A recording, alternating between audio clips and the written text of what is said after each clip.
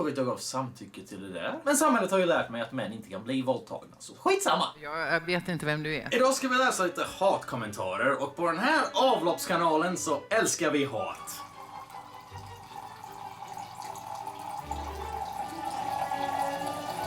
Men inte ensidighet, så vi kommer att prata om eventet också som helhet. För det här blev ju första gången jag skulle stå på scen och medverka i något offentligt. När vi talar om hållbarhet. Jag måste dock säga emot om MeToo. Det är ganska tydligt för mig att det hade en vänsterprägel eftersom det var främst vänstermän och feministmän från media som pickades ut som förövare. Det var inte så många nationalister där, så jag tycker att det är lite...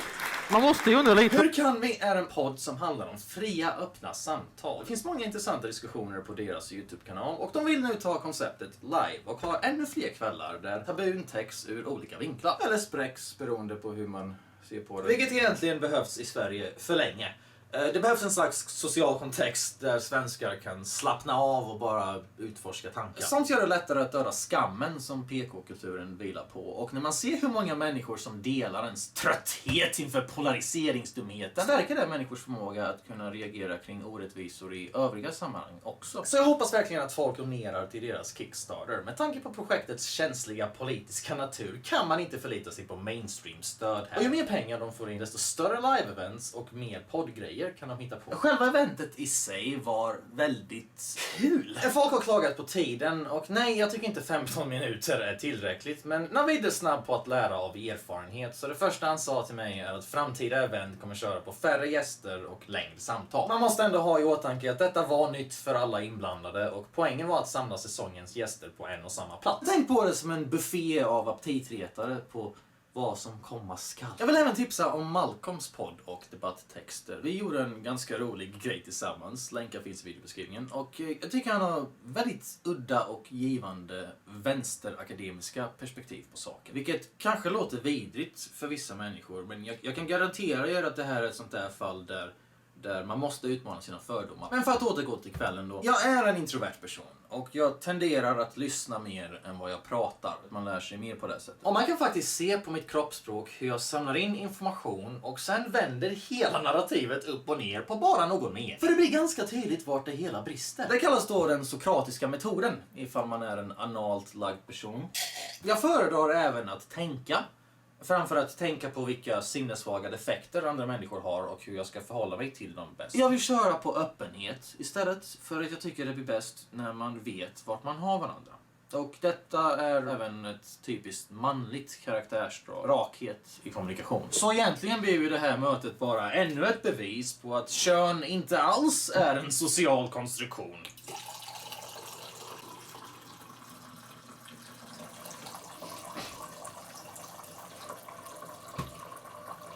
Jag utgår såklart från Hofstede-institutets 6-dimensionella modell för att mäta länders värderingar. Och en av kriterierna för att förstå kultur är huruvida samhällskroppen besitter höga eller låga nivåer av testosteron, så att säga. Ett maskulint samhälle värderar kompetens och utmaningar. Ett feminint samhälle däremot värderar livskvalitet som måttstocken för framgång och anser det inte vara beundransvärt att stå ut från folkmassan. Vilket förklarar den generella skillnaden på män och kvinnor när det kommer till språk. De hittar på löjliga anständighetsregler och beter sig som att man tog dem på arslet bara för att man gör en poäng lite väl tydligt. Vi lider av för mycket femininitet i vårt kollektiva svenska medvetna och någon samhällscell måste initiera lite fokus på ren logik bland allt detta äckliga jävla överflöd av känslor. Det handlar om balans. När folk får sitta och lyssna på överinvecklat, hyperkvalificerat skitsnack så länge så känner jag att de åtminstone förtjänar någon minut av ärligt prat och tydliga poänger. Det här var ju då ett av mina första försök till empati och vad jag förstår så blev det lite blandade reaktioner. Hans sociala kompetens är skrämmande låg. Det var clown. Hans första svar och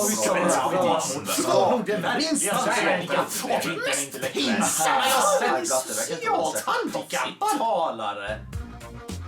Man kan ifrågasätta hur jävla ofta han tvättar nyllet. Vet du det utrymmet mellan pungen och röven? Måste verkligen när ni börjar med att oj, vad besviken jag blir. Fan vad jag vill snyta mig i era fittor. Men det verkar ligga mycket sand där inne för tillfället, så mitt slem får inte plats. Jag får slösa min tid med att förklara att ordbajseri inte räknas som intelligens. Alltså att ni imponeras av karriärspolitikers knep är själva orsaken till varför demokratin befinner sig i kris just nu. Och är ni för dumma för att fatta det från mig, så får väl någon annan helt enkelt förklara satir för er. För det är dags att svenskar bryter varandra från den socialistiska hjärntvätten. Det största hotet mot klimatet är massinvandringen. Och att skaffa barn är sämre för klimatet än att köra bil och flyg.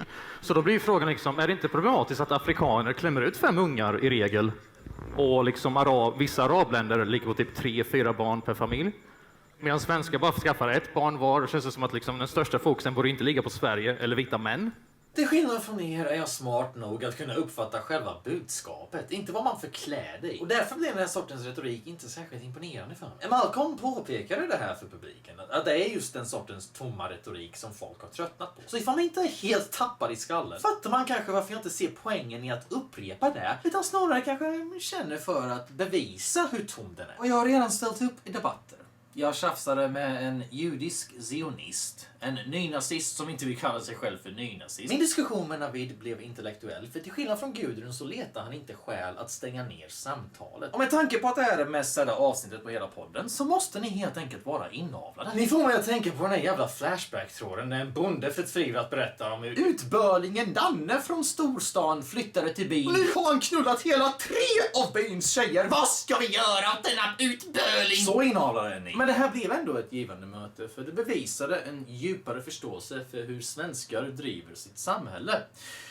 Ni fokuserar hellre på att någon säger ett fult ord än att en karriärsvan känd politiker sedan 20 år tillbaka inte ens ska möta enkla resonemang. Du vet att du har fel, eller hur? Ni tycker härskartekniker är en acceptabel ersättning till motargument och kunskap, och då får ni de politiker som ni förtjänar. Det spelar ingen roll hur påläst du är om invandring, du kan fortfarande vara en sorglig jantelagsfitta. Man kan faktiskt skilja på intryck och substans ifall man gör en jätteliten ansträngning, men att vägra göra det är precis den sortens intellektuella lathet som har förlamat svensk politik för att folk irrar runt som zombies bland partiledare som bara låter bra. Det som förstört vårt land är blåsta svennar som tror att demokrati handlar om att bara rösta på finast ord var 4:e år. För det är ju orden de går efter. Inte det som ligger bakom. Så jo, det är lite som Malcolm sa. Gudruns karriärsretorik är en av orsakerna till förtroendekrisen. Vill du höra det på 4 minuter eller 30 sekunder? Vidare blir det ganska löjligt när en mångkultursvurmare försöker avfärda mig för att jag inte är typiskt svensk. Där kan vi se hur bra vänsterns mångfald funkar i praktiken. Det finns ett ordspråk på Balkan som lyder något i stil med översatt, det är lätt att banka någon annans kuk på taggar. Detta åsyftar hyckleriet i att prata fint men aldrig behöva efterleva sina värderingar eller göra några som helst uppoffringar för dem. Hur fan kan man vara vänsterpolitiker och uttrycka klassförakt? Vanliga människor med lite väl mer koll på situationen än vad de skulle vilja ha, som inte har råd att bo lika fint som Gudrun, tycker att situationen är skit. Prolapse. Hur ska man annars ge deras smärta rättvisa än att bara säga det som det är? Politik innefattar fula och vidriga sociala fenomen, så då behövs fult, vidrigt språk som motvikt, för annars så konkretiseras inte sveket i offentligheten. Man hade ju kunnat tycka att det vore lite kolonialt av en rik svensk att vilja uppfostra en invandrare i hur man ska prata, men lyckligtvis i Sverige så gillar vi olika. Du vet att du har fel, eller hur? Ni är alltså ett folk som röstar för att importera våldtäkt, men ett större problem att jag säger prolapse. Samtidigt som SVT får ta av era skattepengar för att göra musikvideor om nunnor som pullar. Men stats-TV är ju liksom anständigt. Det är en viktig samhällsstandard vi har i Sverige. Om det enda som krävs för att bli diskvalificerad från politiska samtal är ett skämt som dessutom har en poäng, så kan ni glömma att ni kommer ha fria, öppna samtal. För det sker inte med rädsla som medvetandenivå. Läs källförteckningen. Och diagnoskommentarerna är överdrivna. Min autism gör mig inte till något slags offer på scen. Svenskar är bara fittor. Sättet jag pratar på skulle inte varit något problem i USA eller Frankrike, länder där man faktiskt gillar yttrandefrihet och personligt ansvar.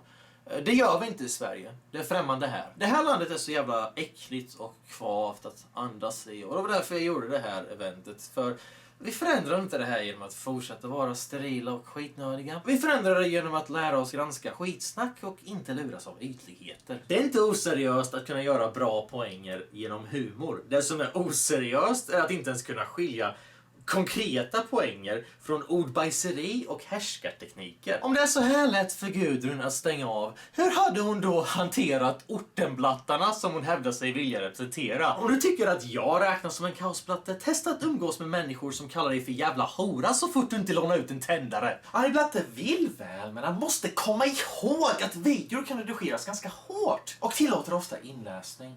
Att vara anpassningsbar i dialog är en helt annan skill han inte skötte så bra. Att kunna imponera på Gud. Han kanske kan öva in det där och göra bättre intryck nästa gång dock. Jo, jag behöver imponera på en vuxen kvinna som pissat ner sig i en biograf och motverkat Sveriges enda riktiga kraft mot hedersvåld. Gud, vilket underläge jag befinner mig i. Att någon ens föreslår att jag skulle behöva imponera på en sån där människa gör att jag tvingas omvärdera mitt förhållningssätt till folkmord. Och då har jag ändå flytt folkmord. Så jag uppskattar inte din kritik och jag skulle vilja att du gör följande. Börja med grunderna. Lär dig pissa rätt när du går på toa och sen kan du avancera därifrån. Med tanke på att Gudrun inte ens kan bemöta mina poänger så är det nog hon som borde imponera på mig. Du vet att du har fel, eller hur? Abstrakta renlighetsregler dödar samtal. Det är därför allting handlar om att inte umgås med den där fula ankungen SD. Så svenskar går på dagis och sen så tar de med sig den mentaliteten in i vuxenvärlden där de tror att mognad handlar om att svepa allting som är fult under mattan. Sen får de en prolapse. Vi snackar alltså om ett politiskt beteende i riksdagen som kommer radikalisera både vänstern och högern i längden. Så det som leder till polarisering är när man fokuserar på finhet istället för att lyssna på vanligt folk. Ska inte en politisk ledare ha en massa erfarenhet av att lyssna på folk? Och speciellt missnöjt folk? Sådana väljare finns ju också. Men om jag får lov att sluta vara psykosnazist en liten stund och istället applicera lite godhjärtad intersektionell feministanalys på den här situationen. En vit överklasskvinna vill inte lyssna på en krigsflykting / arbetarman från Balkan för att han inte är lika fin i kanten som henne. Säger inte det ganska mycket om vad roten till problemet ligger? I riksdagen såväl som allmänt. Förklara igen hur det är min karaktär som borde ifrågasättas, för enligt PK-universums lagar så borde hon vara Hitler. Vill du förstå varför folk förlorar förtroendet för demokratin så måste du förstå sådana som mig. Språket är sättet som alla kan protestera på, men Svenne tror man vinner genom kacking. Ja, lycka till då, Ulf! Alla svenskar är som Ned Flanders. De är kristna töntar som inte vågar ta fula ord i mun och tycker att får räknas som en komplimang. Oh, you wanna fuck my wife? Jag förstår inte clownhatet. Översterila länder som försöker självkollapsa genom att knipa sönder ändtarmen behöver slappna av. Skratta ibland. Förstå att man får vara klumpig och försöka istället för PK-kulturens konstanta, omöjliga krav. Vissa länder behöver fler clowner, inte färre. Men poängen med en clown är ju att underhålla människor, inte att göra dem obekväma genom att säga sanningen. Så jag antar att gycklare vore en mer passande term. Eller hovnar ifall vi nu ska vara historiskt knipiga. Trickstern är en intressant dissidenttradition som samtidigt fyller en viktig funktion som ingen annan verkar vilja fylla i Sverige. Om drottningen av intersektionell feminism kan sitta där och snacka skit 4 minuter åt gången, sen klappar en clown in och förstör hela narrativet på 30 sekunder, ja då kanske det säger någonting om narrativets hållbarhet. Om till och med en dåre är smartare. Men svenskar har inte lärt sig tänka, så jag älskar den här logiken att jag skulle vara korkad när jag säger sanningen. Alltså när det kastas skit mot vänstermän, ja då går det bra att skrika inte alla män. Det var åtminstone en person som förstått vad jag håller på med. Ska inte förvåna mig fan en rysk. Eller jude. Det Gudrun egentligen säger är att vänstern måste ut och demonstrera mot höger för att rädda demokratin. Jag har en till.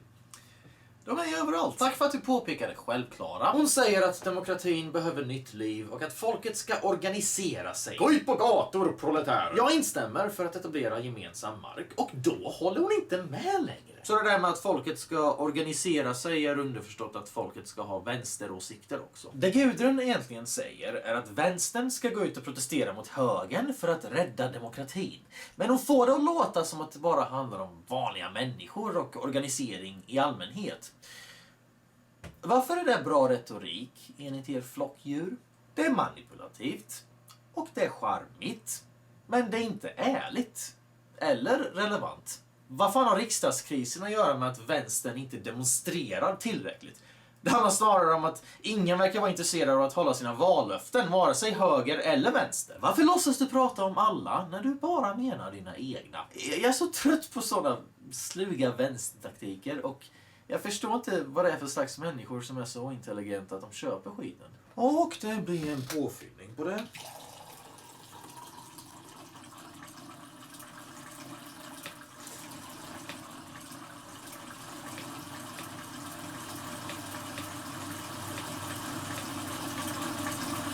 Ifall det är någon i publiken som inte kan hantera lite fula ord så har de troligtvis inte kunnat hantera fula åsikter heller. Så när ska ni sluta vara så patetiska och förstå att man kan inte besegra PK-kulturen genom att leva enligt dess villkor.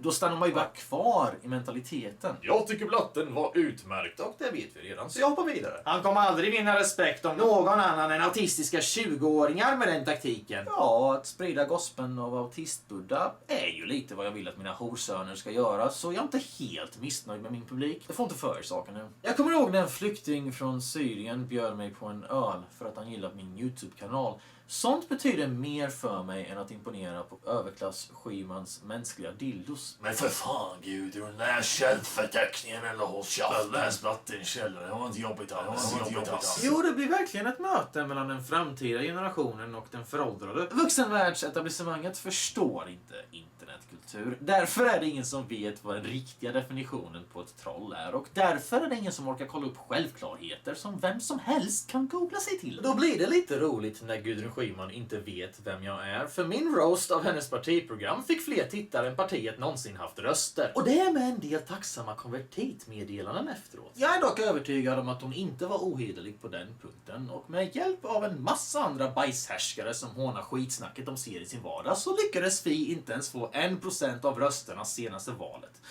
Snyggt jobbat grabbar.